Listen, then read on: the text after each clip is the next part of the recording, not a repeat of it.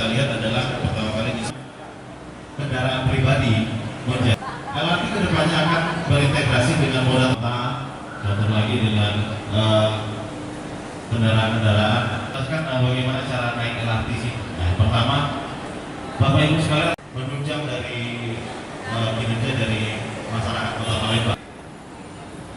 Jadi pada saat Bapak Ibu naik dapat melakukan pembelian kartu.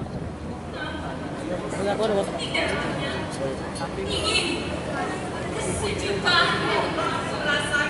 ubah bahwa Bapak Ibu harus mendahului.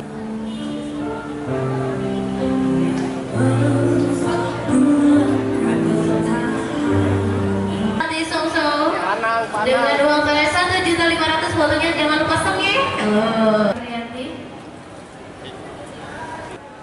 Silakan.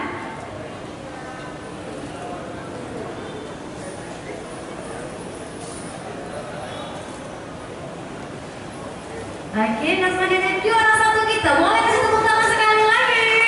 Juara satu kita Adinata Bayu dan juga Bapak Solihi. Tim kita sosialisasi terhadap LRT. Ini memang bukan hari yang pertama. Jadi hampir tiap minggu kita untuk melaksanakan sosialisasi. Tujuannya adalah untuk lebih memperkenalkan kembali kepada warga masyarakat, karena masih ada masyarakat-masyarakat yang belum begitu hafal. Nah, untuk ini kita terus berusaha, KAI dengan balai kita melakukan sosialisasi. Kemarin-kemarin itu dengan anak TK sudah, dengan anak SD sudah, dengan disabel sudah, dan ini dengan mahasiswa juga sudah.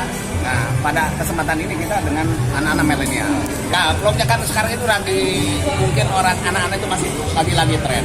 Ketika orang itu dia punya, pasti semua orang itu sekarang punya HP yang ada videonya. Jadi diharapkan dengan adanya blog ini kan informasi-informasi yang ada di kereta ataupun petunjuk dan sebagainya itu bisa disampaikan sama mereka kepada masyarakat.